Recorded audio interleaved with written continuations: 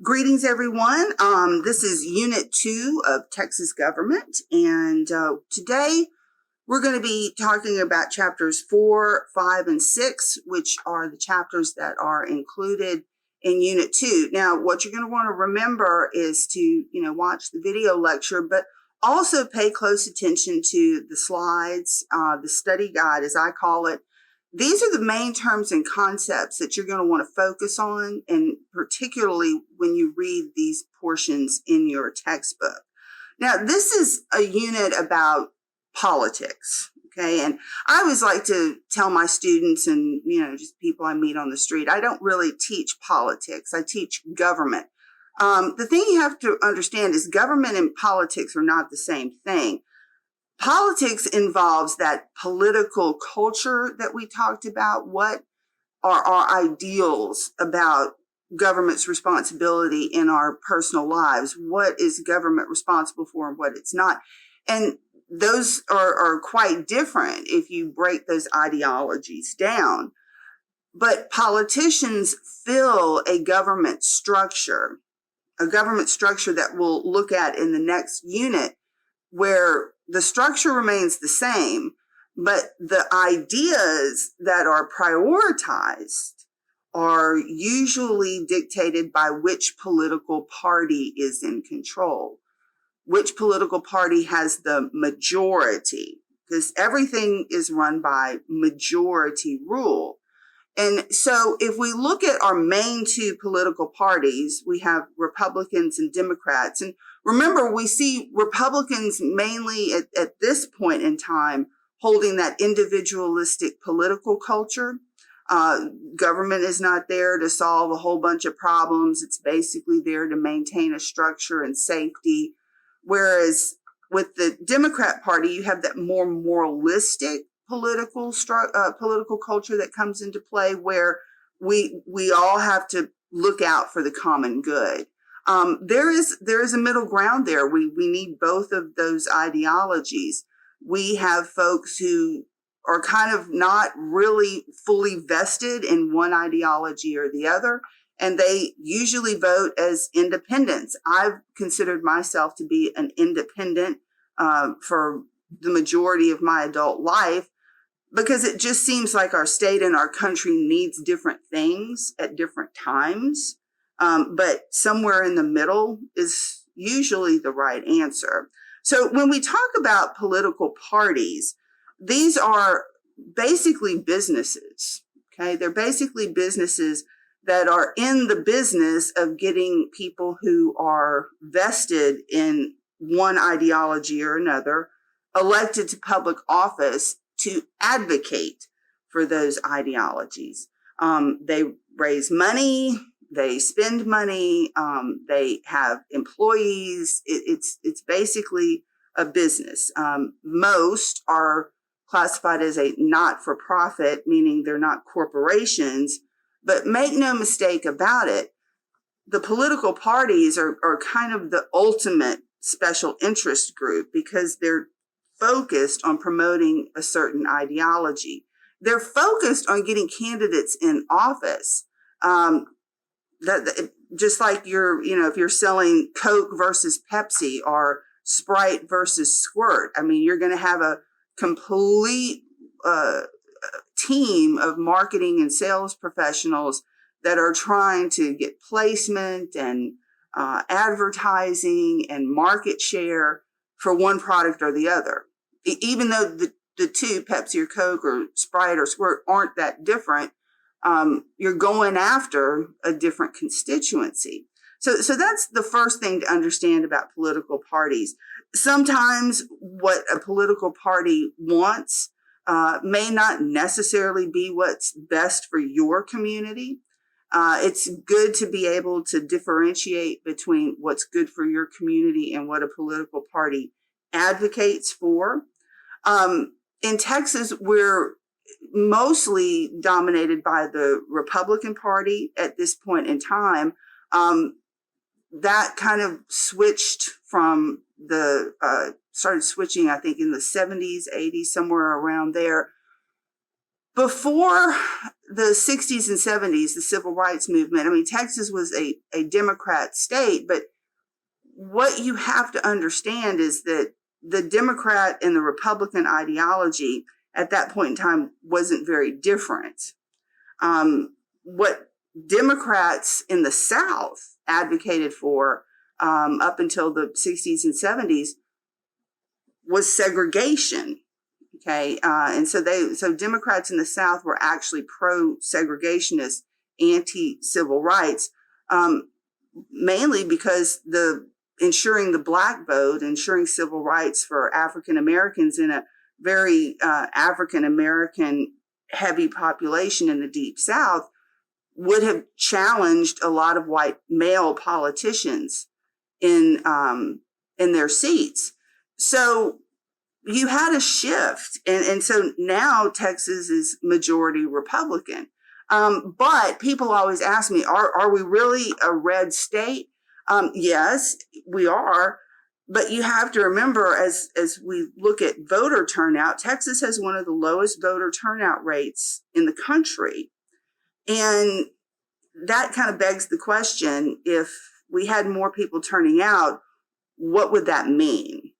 As that relates to whether we're so solidly Republican or we centrist Democrat, it's really hard to say.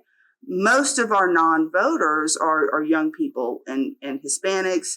Blacks are becoming a more reliable voting bloc, but it's young people and Hispanics are the two most unreliable voters that we have. And we have a lot of young people and a lot of Hispanics in Texas. So yes, we're solidly Republican, but if we had a larger voter turnout, you really kind of don't know what you would see. So yeah, we're kind of a one-party state at present. But as we learned in our previous chapter, our demographics are changing as well. We were going from a mostly agrarian oil and gas economy into a more urban industry, clean businesses like tech, biotech, electronics, etc. These jobs are in big cities. And when our major metropolitan areas begin to grow, that's also going to change the political landscape. Because what a small community, their political culture may be, is going to be quite different than someone who grows up in a larger metropolitan area where you actually see problems like homelessness, food insecurity, those types of things, lack of health care. And so that kind of tends to change people's priorities. So the bottom line is Texas is in a big transition. And we really aren't sure what we're going to look like until, again, we get a more diverse voter turnout.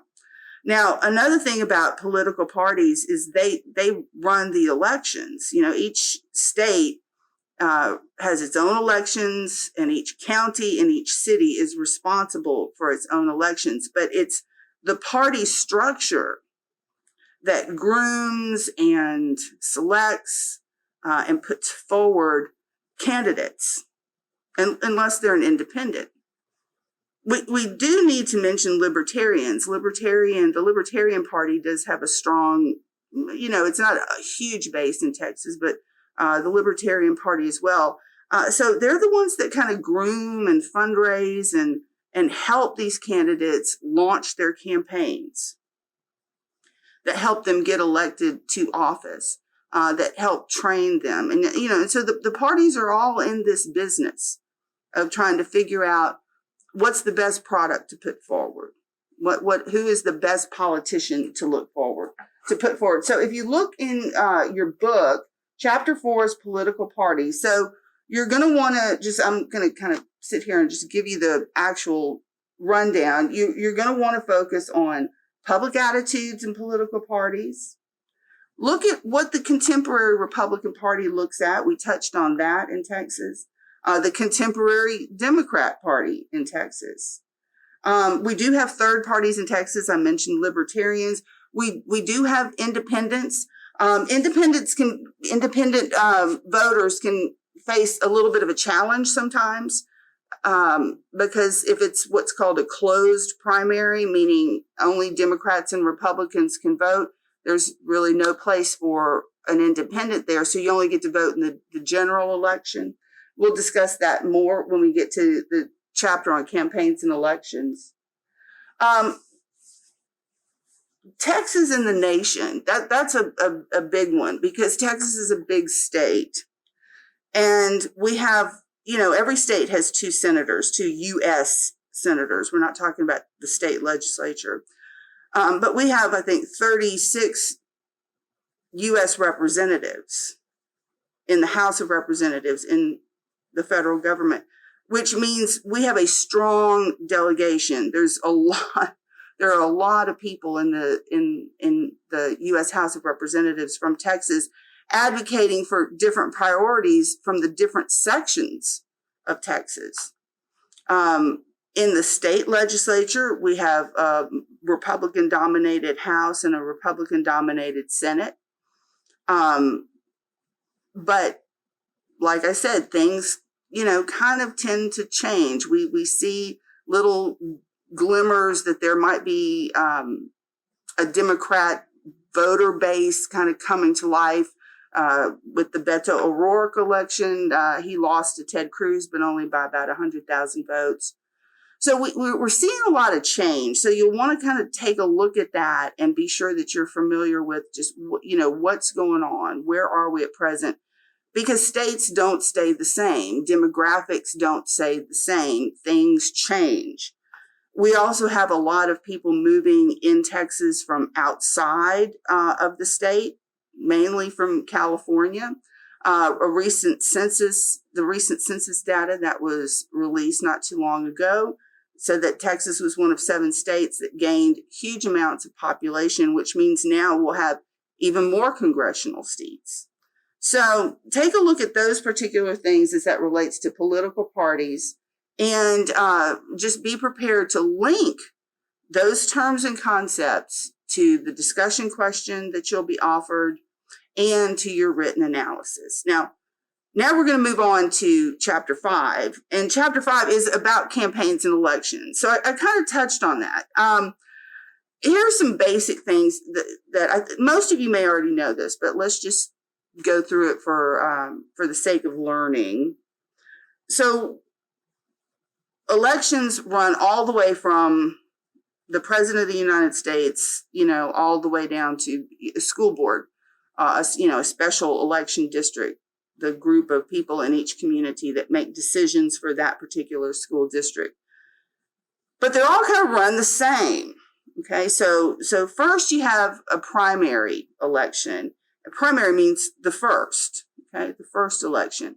And so in your primary election, in Texas, it's not done the same in all states because, again, like I said earlier, states run elections, the parties have decisions about what they want to do. But in Texas, and in a lot of other states, but as we study Texas government, in our primary election, this is where all the Democrats run and all the Republicans run.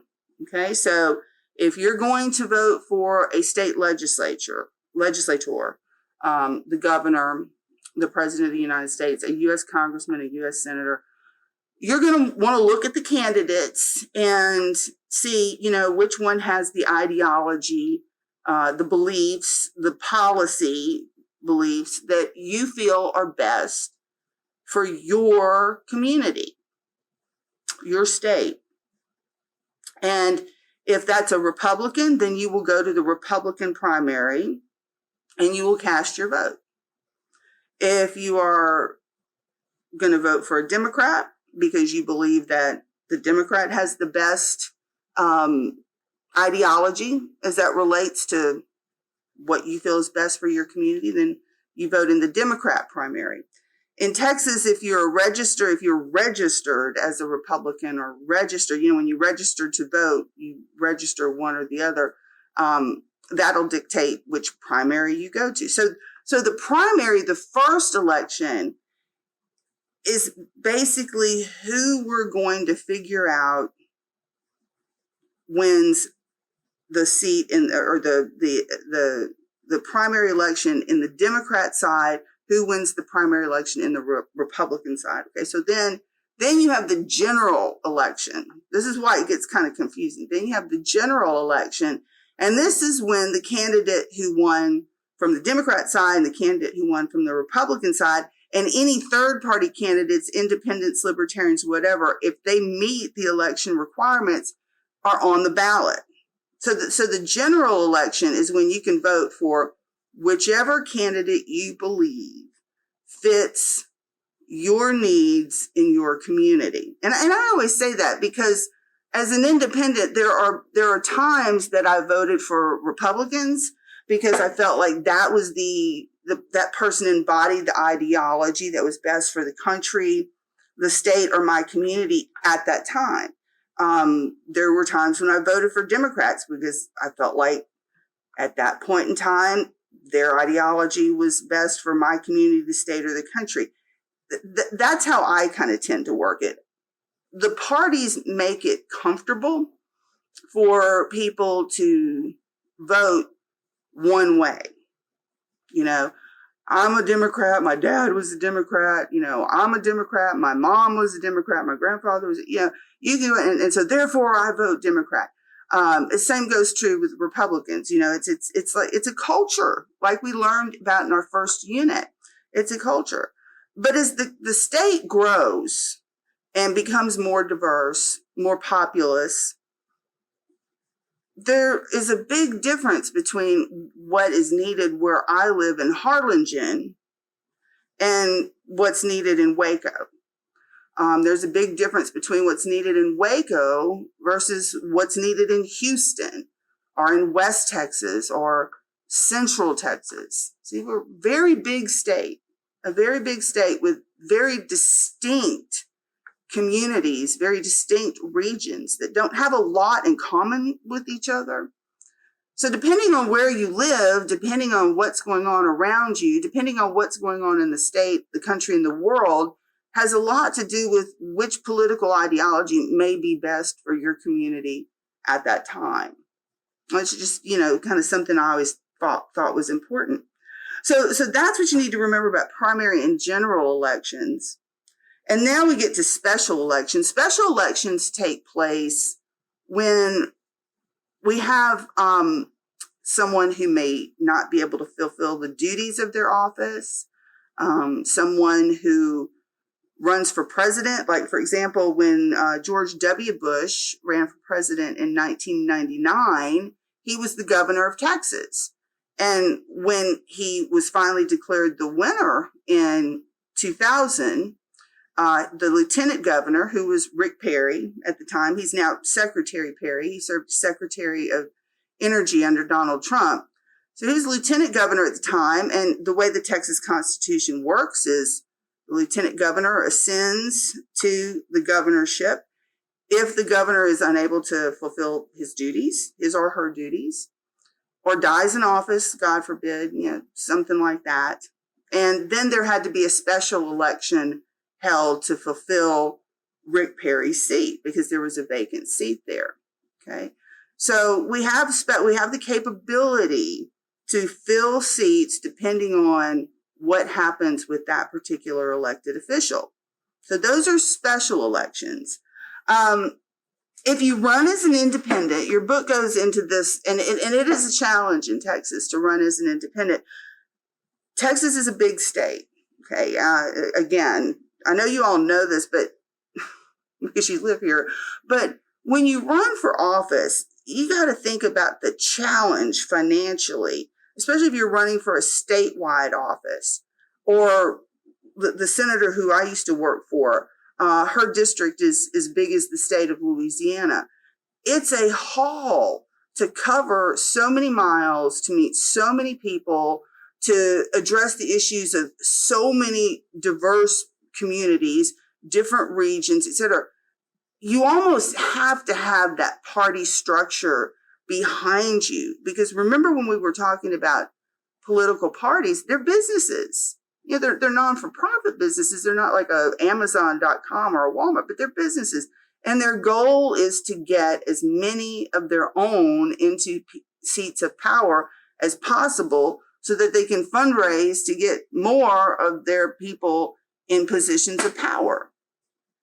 Now, in a state as big as Texas, if you don't have that party structure behind you, you have to have independent wealth. I mean, just have to have a lot of money on your own.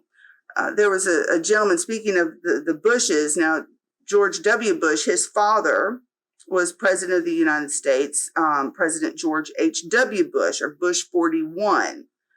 And when he ran for re-election, he was running against Bill Clinton. And Bill Clinton was the governor of Arkansas. He was seen as kind of an outsider.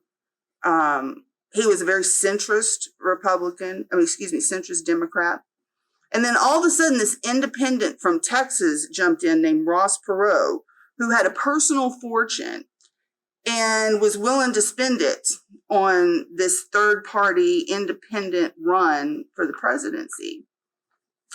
He managed to shave enough votes from each candidate that Bill Clinton ended up winning that election. But without the party support behind you, it really is tough in a big state like Texas. If you are in a smaller state like Rhode Island, Delaware, Vermont, Bernie Sanders, independent from Vermont, he is able to run for Senate, run for president. But if we talk about state elections, run for election in Vermont, because Vermont's a small state. You can drive across the whole state in like half a day. It doesn't take the human power and the financial influence in such a small state. So in Texas, without that support from one of the major parties, it can be a real difficult thing to launch a campaign to run for election.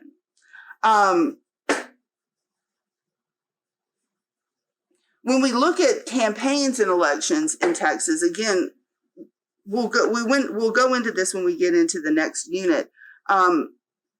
It's tough in Texas to run for a statewide office because it's so big. You've got to have a lot of funding. You've got to have a lot of human power. You've got to have a lot of organization behind it. Even a Senate seat, a state legislative seat, a state Senate seat can be tough because there are more people that you have to reach, larger land masses that you have to cover. Our our state house seats, our state House of Representatives are probably the most accessible that we have in the state legislative government form. There's about 100,000 people in each state legislative seat. So the state legislature tends to be more diverse. It tends to be, a good mix of young, old, black, white, Hispanic, disabled, gay, straight, whatever. It tends to really look like Texas. But if you jump over into the Senate, you don't see the same amount of diversity because you have those larger districts that you have to figure out how to cover, figure out how to get out there and meet people. And then when you go to the statewide elected offices, remember when we talked about our plural executive, when we talked about the Texas Constitution, the plural executive, the statewide elected offices, all share the responsibility of governing. They all have little pieces and parts, from the controller to the governor's office and the offices in between. But to gain a statewide elected office in Texas takes a lot of time and it takes a lot of money. And that's where those party organizations come in real handy, unless, like I said, you have you're independently wealthy. When Beto O'Rourke ran against Ted Cruz for the U.S. Senate seat in 2018, the Democratic Party in Texas didn't have a lot of fundraising and a lot of organizational prowess, but he was able to sort of launch this bid for the U.S. Senate on his own, and then ended up getting a lot of assistance from outside of the state of Texas. And he made a good run for it. He gave Cruz a scare, a pretty big scare, having only lost by 100,000 votes, which in Texas isn't a lot. We're a big state with a lot of people. So elections and campaigns in Texas are very expensive. It takes a lot of organization behind them. And what you also have to understand is if you're going to amass all of this money to go run for a statewide office or a state Senate seat or the U.S. Senate or a U.S. congressional seat, any member of the delegation, the people who are donating to you are not going to donate to somebody that they don't feel is going to win. And this goes back to voter turnout. Because we're a low voter turnout state, our most reliable voter in Texas is older, Anglo, with higher income and higher education. And that demographic is most prevalent in Waco up. And so that's where you'll see most campaigns, most people running for office concentrate their efforts. They don't concentrate a lot of efforts where I live in Harlingen and in the Rio Grande Valley because we have such a low voter turnout here. Why would you go spend a whole lot of money talking to a whole bunch of people in the Rio Grande Valley if they're not going to go vote or if they're not registered? You're going to go where the reliable voters are.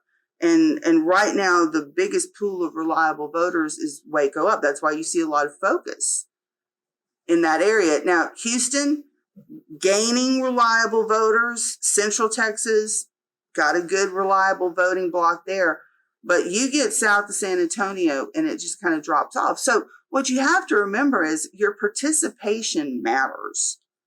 To know who candidates are, to put your vote in. When places have higher voter turnout rates, then candidates tend to start focusing on what their needs are in those communities. What do these communities need? Do they need better education, better roads, better health care, more jobs? But if you don't show up, there's no reason for a candidate to spend money coming to your area, studying your area, and advocating for the things that you want in a state this large. Okay? So those are just some of the things you'll want to look out for in Chapter 5. Now, Chapter 6 is really interesting. I used to do some of this work too. Interest groups and lobbying.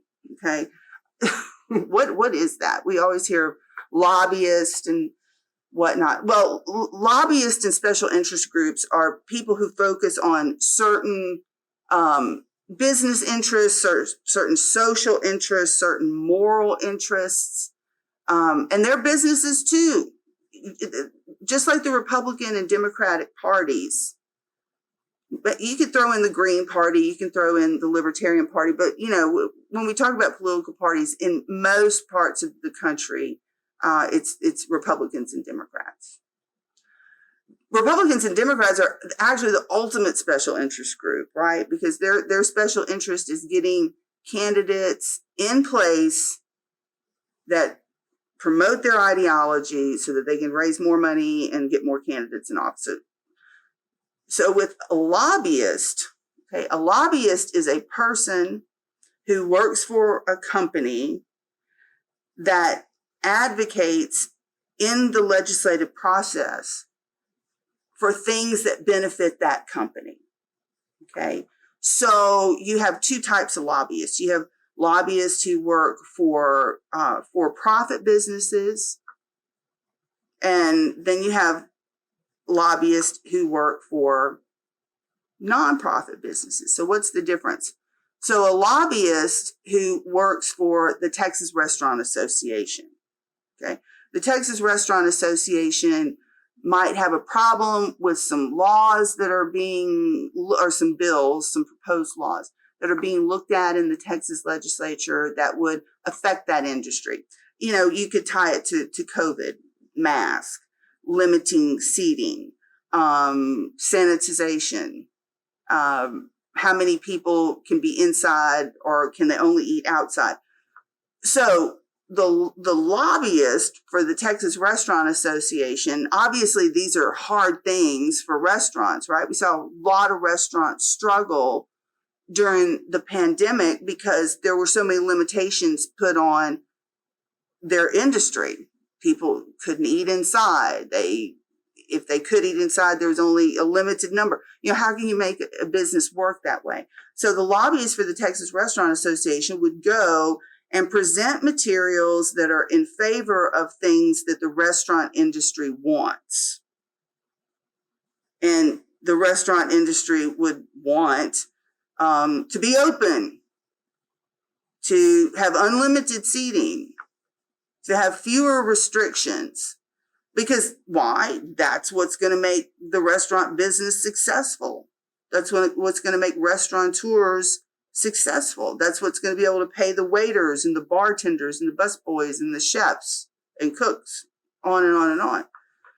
So special interest groups are just that. They're groups that have a special interest in a certain industry. Okay, so the example I gave you with the Texas Restaurant Association and COVID is very timely and it's real.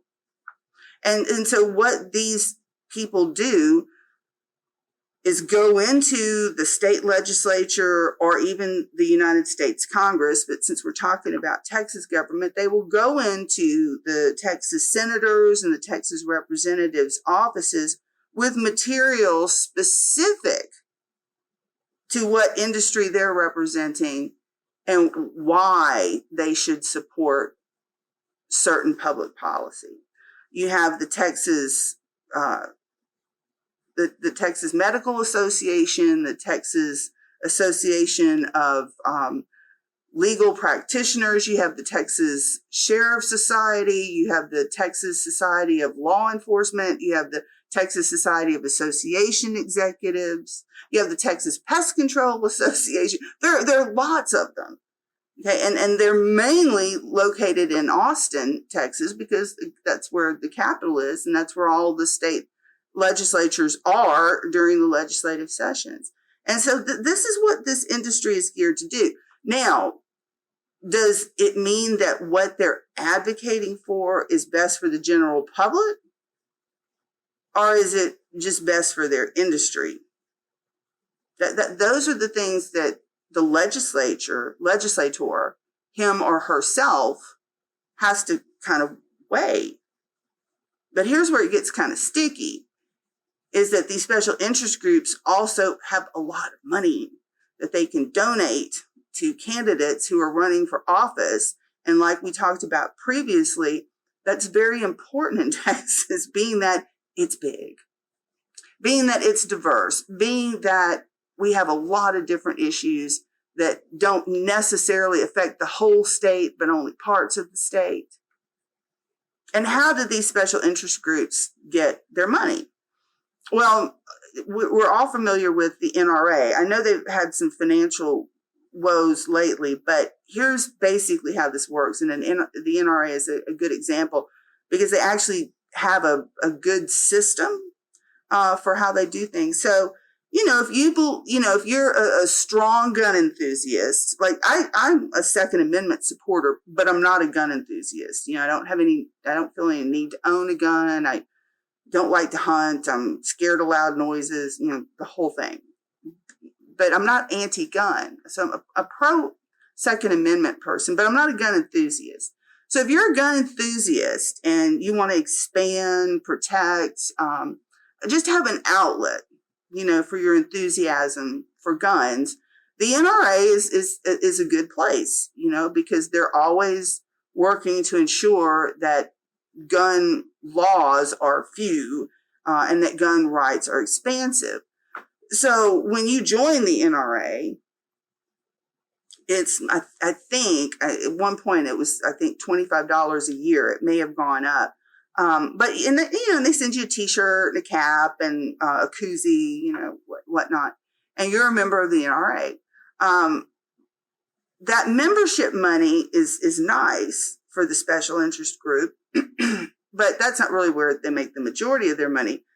When there is a specific issue in Texas or in the U.S. Congress, but as we talk about Texas government, if there's a specific issue in Texas that that the NRA is either supportive of or not, they'll send out a special message to their members. And they'll say, hey, look, Texas, I think it was in 2015 in the Texas legislative session, we passed open carry.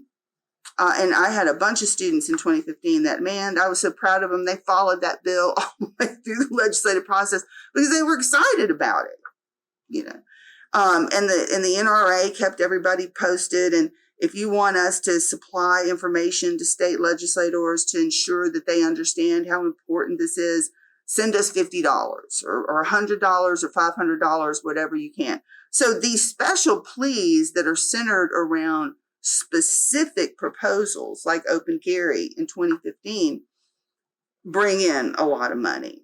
And then you have special donors, the gun manufacturers contribute a lot to the NRA.